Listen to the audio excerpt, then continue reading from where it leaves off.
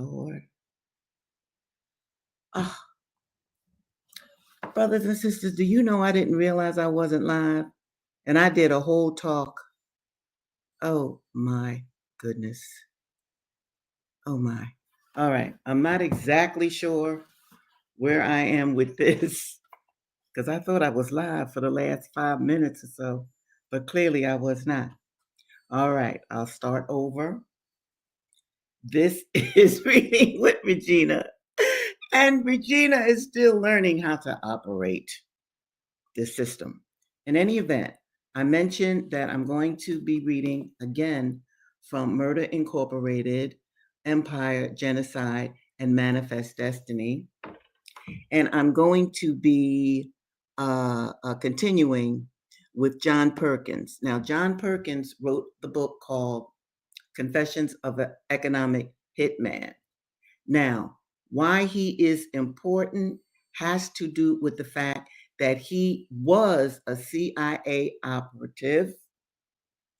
And when he saw the madness, the war, the terrorism, the horror, the murder that the CIA was conducting globally and locally, he had to step back. He became a whistleblower. He went rogue. This is why his work is important. So I definitely recommend that you get his book, Confessions of an Economic Hitman.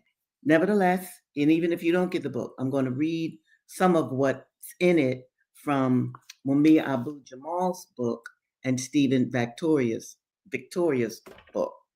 Also today, I'm going to be reading from The Narrative of Frederick Douglass, very important book that was written in 1845.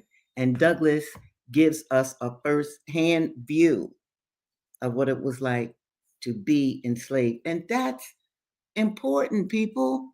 It's important because history will let you know where you've been so that you could plan for where you are and especially project what your future will be. That is significant because it puts the onus of your life on you. And it makes you feel empowered when you plan. This is why people who have hated us for centuries, enslaved us and segregated us and just done a multitude of things that are awful that you all know. These folk plan for the next 50 to 100 years. I'm just saying to plan your life while you are on earth. This is key.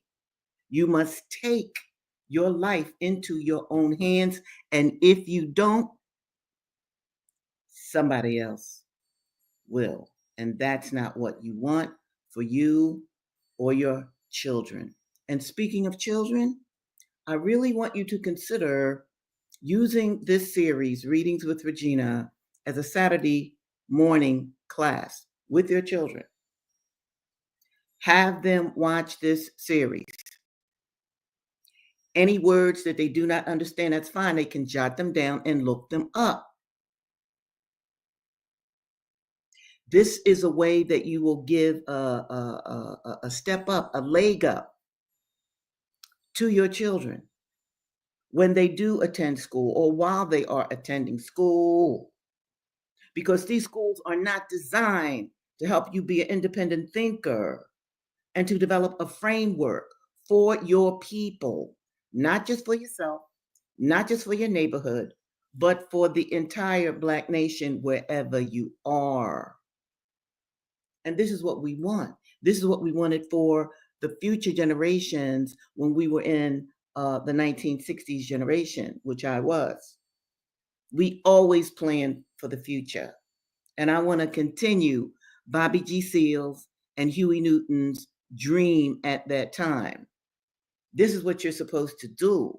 You don't leave the good people before you behind, especially when they're no longer on this earth, as is Huey P. Newton. Bobby's still here, thank goodness. But Huey's gone. What did he live and die for? This is very important for you to know, especially since this, and this is no joke, I've done a couple of recent talks at various places where young people were. And when I finish my talk, one or two young people will come up to me. I want to be a Panther. I want to join. I want to join. They actually, because they knew so little about the Black Panther Party for self-defense, they actually think that it's a organization that they can now join. This is where our history has gone.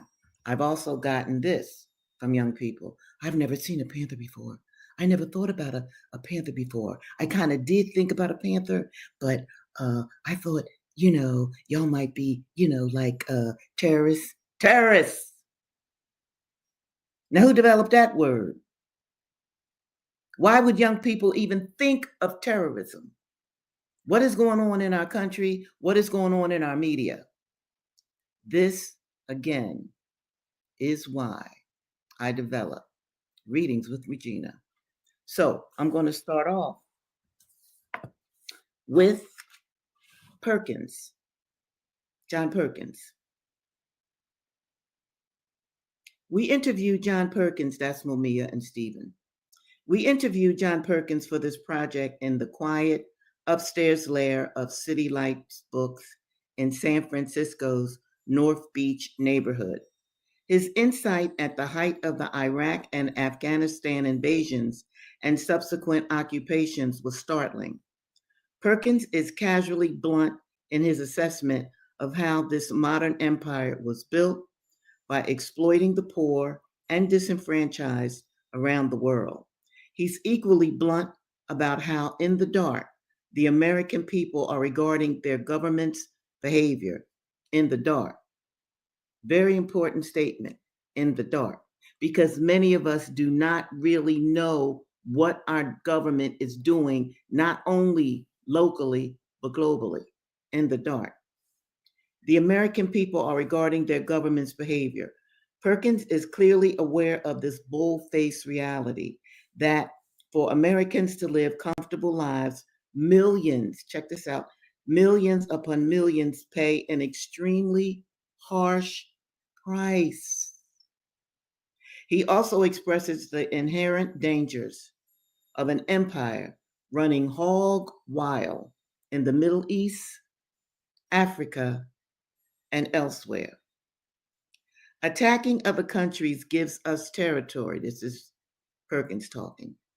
It gives us access to resources. I'm going to say this again. Attacking other countries gives us territory.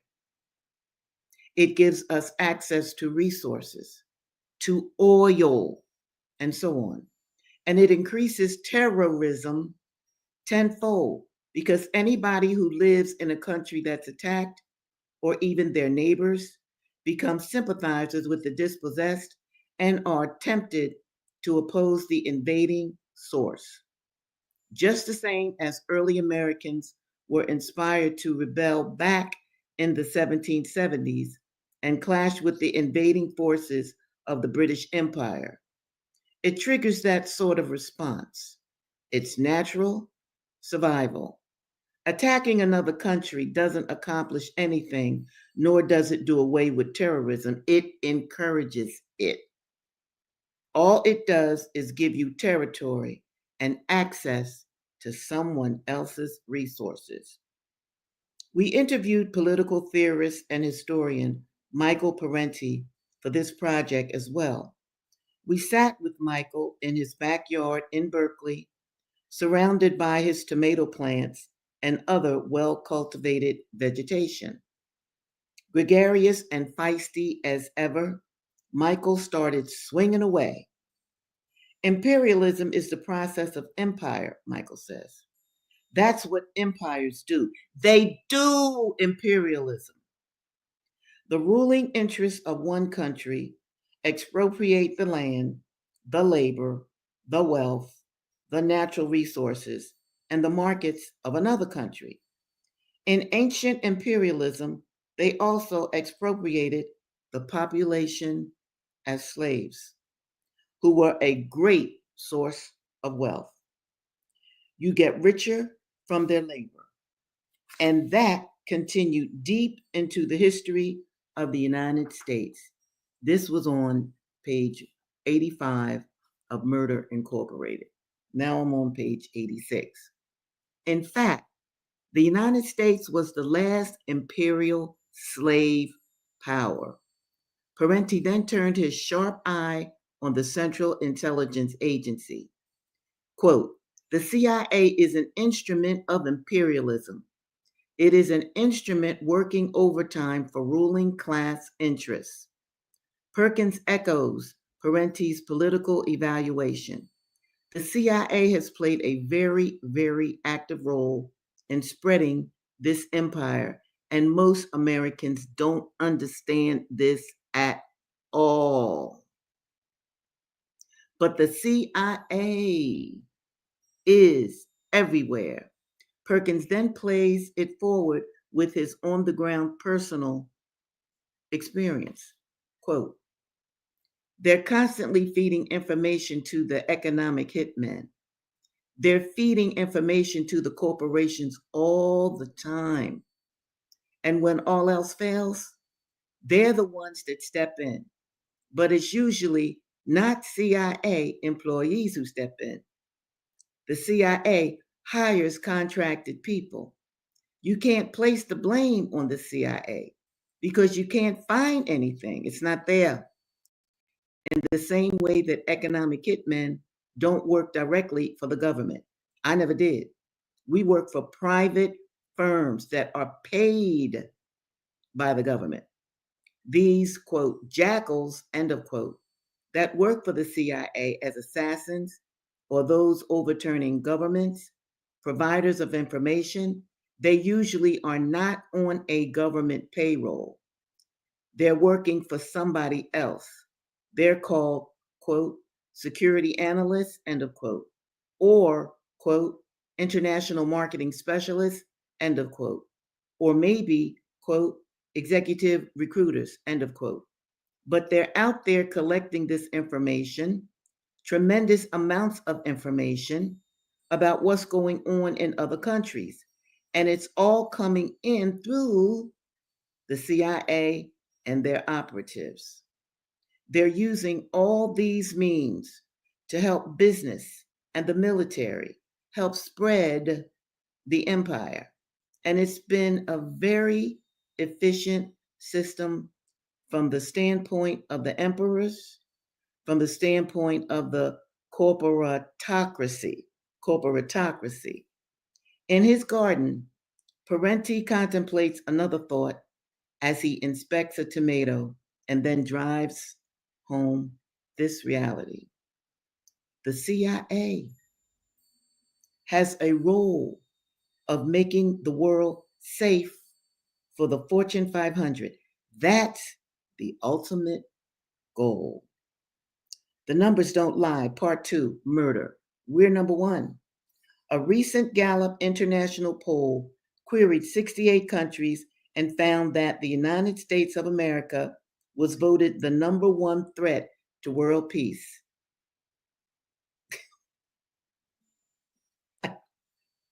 In fact, the United States was voted 3 times more dangerous than the next country, Pakistan, followed by China. Gallup found that Americans viewed their own nation as the 4th greatest threat. American students ages 18 to 24 voted their nation the number 1 threat as well. Is it possible that the closer you are to education, the clearer this truth becomes? We're number 1. Unfortunately, the numbers back up the analytical fear detected by the pollsters, as well as the very real fear of the victims and potential victims living in smaller, weaker, and oftentimes defenseless countries. The historical tally of governments overthrown by United States actions remains light years ahead of any other power. William Bloom, historian, author, former U.S. State Department employee, and now a full-time critic of American foreign policy, has written extensively about the dark history of Washington's ongoing toppling of foreign governments. In fact, he was nice enough to compile a comprehensive list that represents his incredibly well-researched history of these actions. His long list documents America's number one standing in this category. Check this out, people. I'm going to give you a partial list of all the countries that the United States has overthrown their leadership, that is, they put in leadership that is loyal to whatever the United States wants. They either overthrew these countries or tried very hard to do so. China, 1949 to early 1960s. Albania, 1949 to 53. East Germany, 1950s. Iran, 1953. Guatemala, 1954. Costa Rica, mid-1950s. Syria, 1956 to 7. Egypt, 1957. Indonesia, 1957 to 8. British Guiana, 1953-64. Iraq, 1963.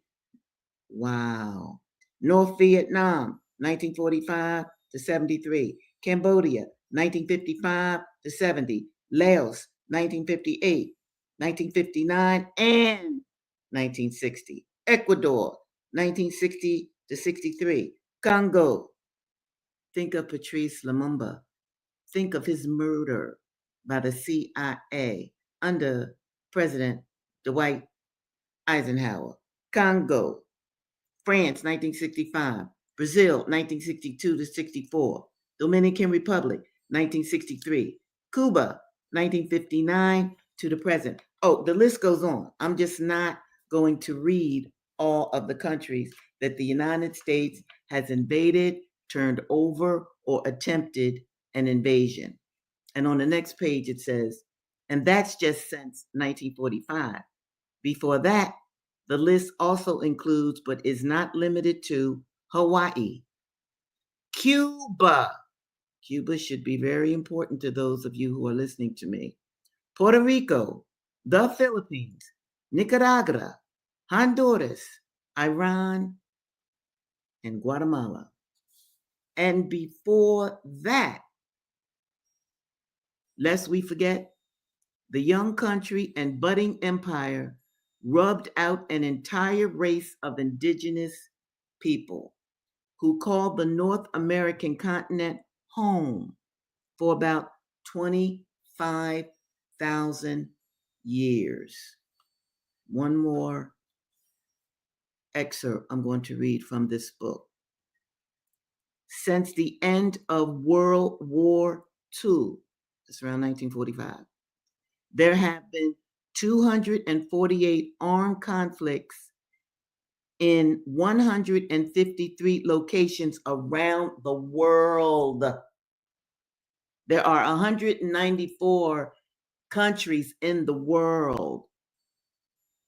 The United States has had armed conflicts in 153 of them.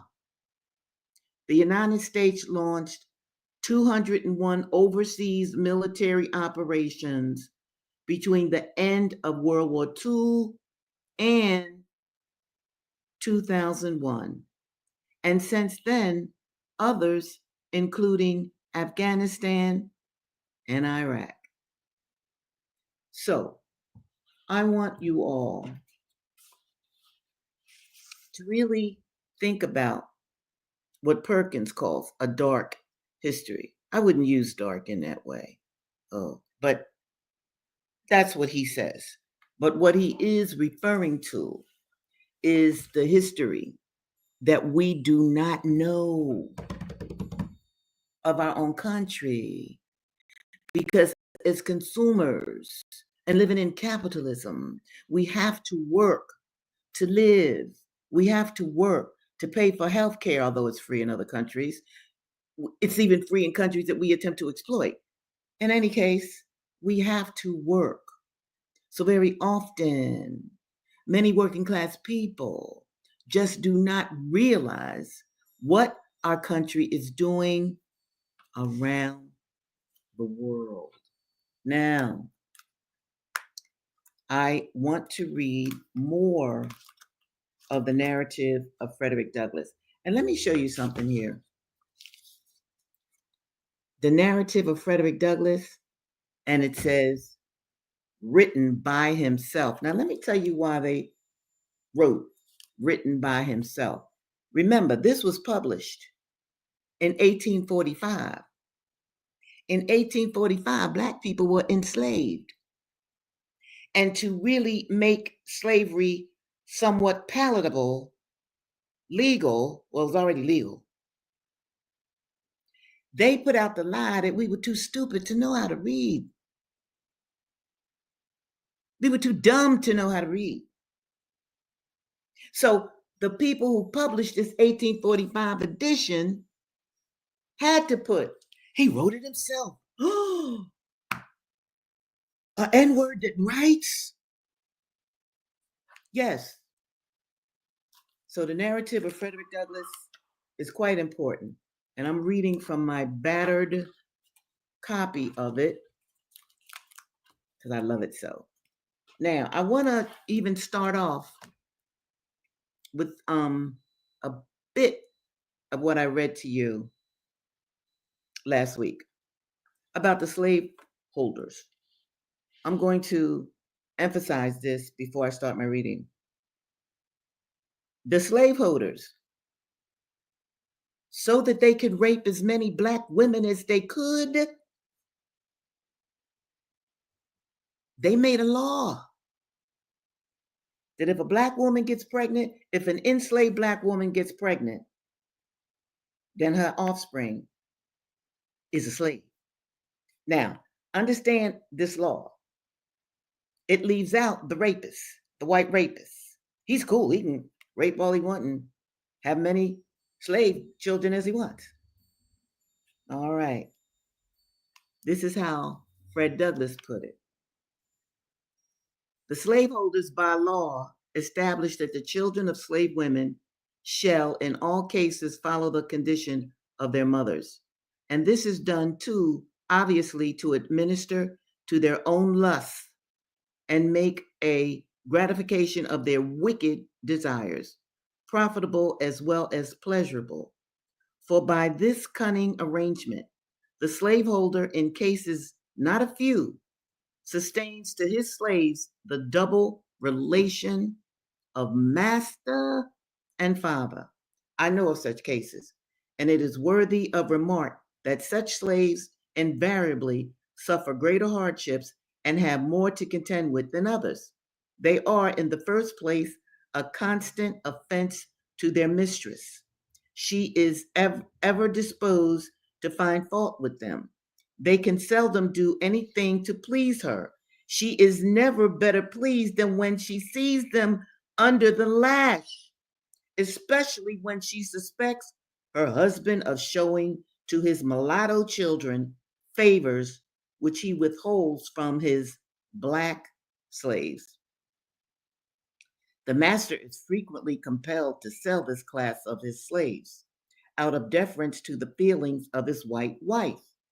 And cruel as the deed may strike anyone to be, for a man to sell his own children to human fleshmongers, it is often the dictate of humanity for him to do so. For unless he does this, he must not only whip them himself, but must stand by and see one white son tie up his brother of but a few shades darker complexion than himself and ply the gory lash to his naked back.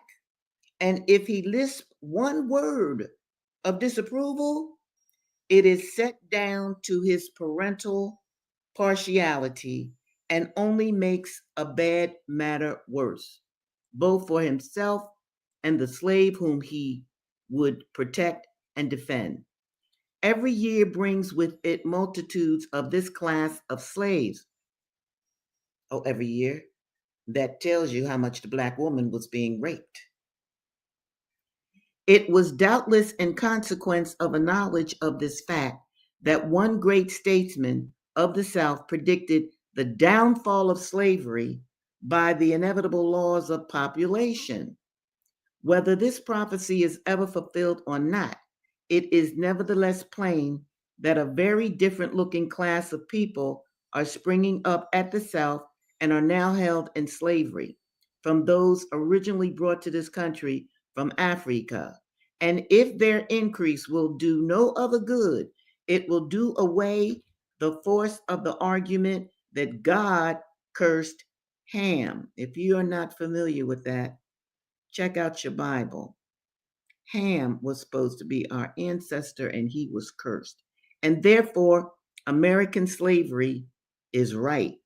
So they use the Bible, the curse of Ham, to morally release their terrible deeds of enslaving a people. So check out that story in the Bible if you're not familiar with it already. If the lineal descendants of Ham are alone to be scripturally enslaved, it is certain that slavery at the South must soon become unscriptural. But thousands are ushered into the world annually who, like myself, owe their existence to white fathers, and those fathers most frequently are their own masters. I want you to make sure you understand what I'm saying, people. White men would treat their biracial children as their slaves in their homes, on their property. I have had two masters. My first master's name was Anthony. I do not remember his first name. He was generally called Captain Anthony, a title which I presume he acquired by sailing a craft on the Chesapeake Bay. He was not considered a rich slaveholder. He owned 2 or 3 farms and about 30 slaves. His farms and slaves were under the care of an overseer. The overseer's name was Plummer. Mr. Plummer was a miserable drunkard, a profane swearer, that means he cursed, and a savage monster. He always went armed with a cowskin and a heavy cudgel. I have known him to cut and lash the women's heads so horribly that even master would be enraged at his cruelty and would threaten to whip him if he did not mind himself. Master, however, was not a humane slaveholder. It required extraordinary barbarity on the part of an overseer to affect him. He was a cruel man, hardened by a long life of slaveholding. He would at times seem to take great pleasure in whipping a slave. He's a sadomasochist. Look that up. I have often been awakened at the dawn of day by the most heart-rending shrieks of my own aunt, whom he used to tie up to a joist and whip upon her naked back till she was literally covered with blood.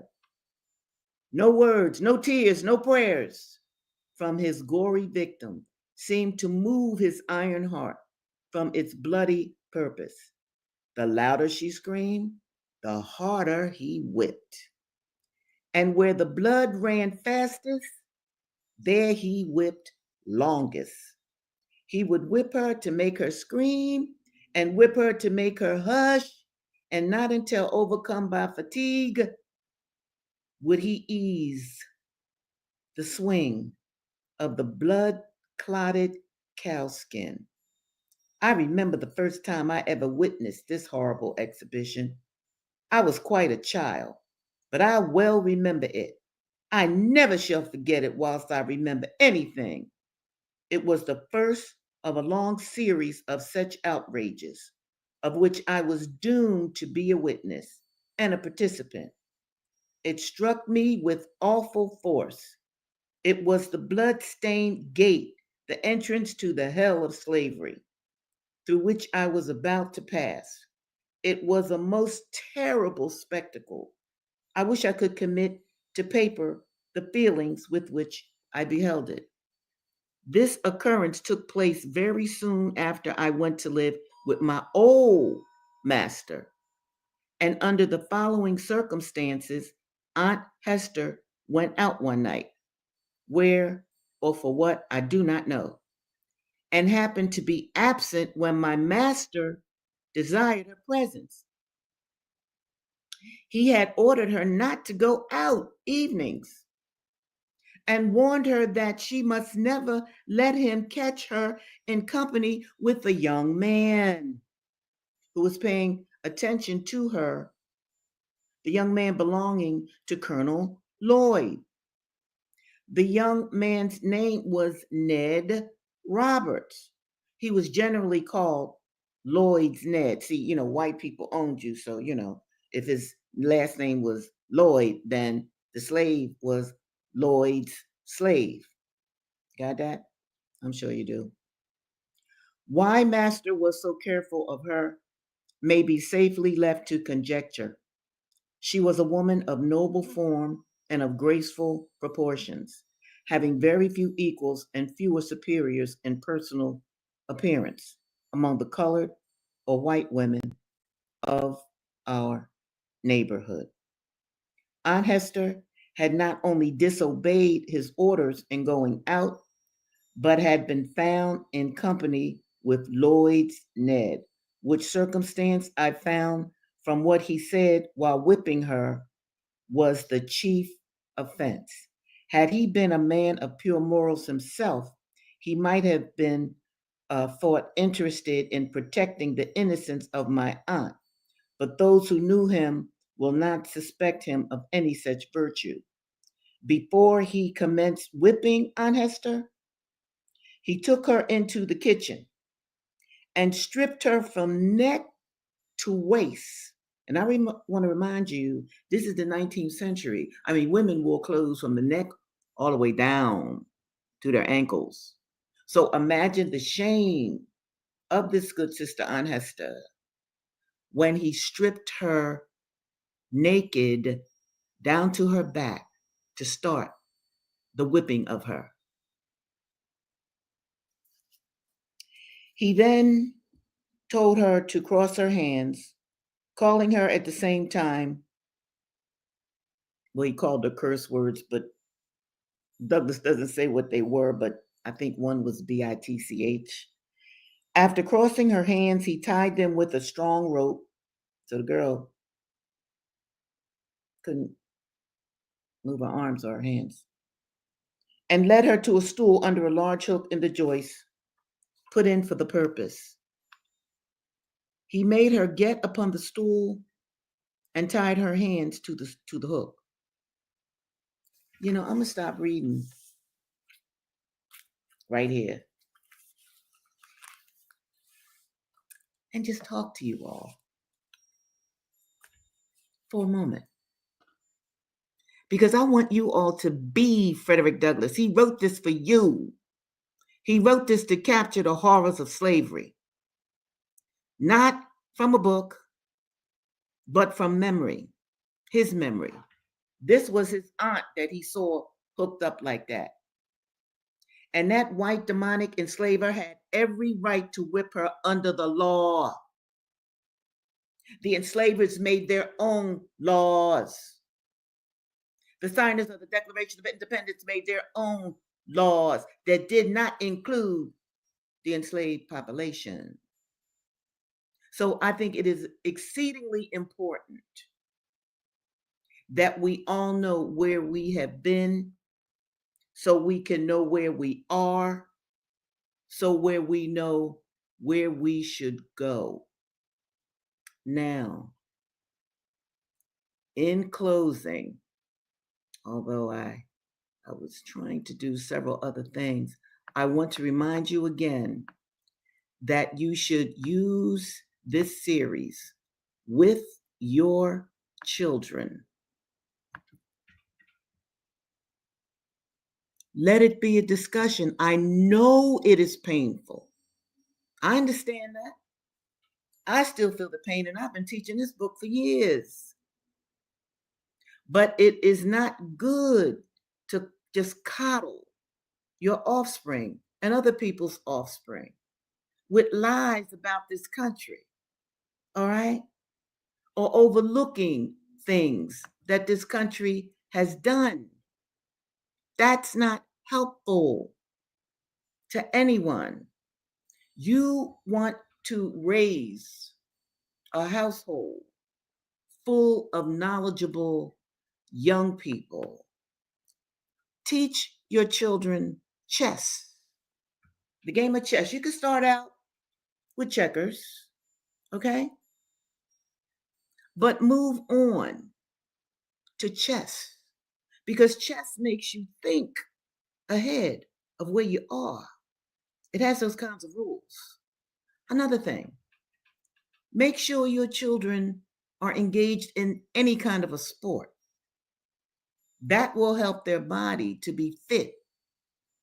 That will help them to be healthy because we need healthy people to plan and to help plan our future.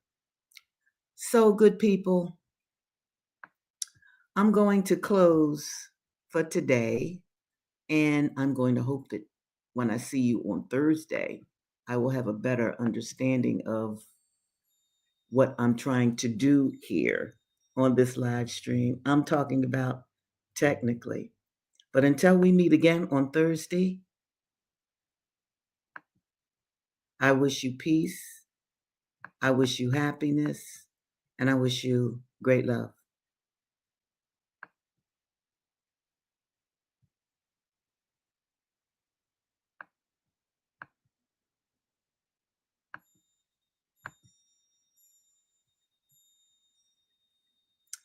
Well, I was trying to turn, here it is. There it is.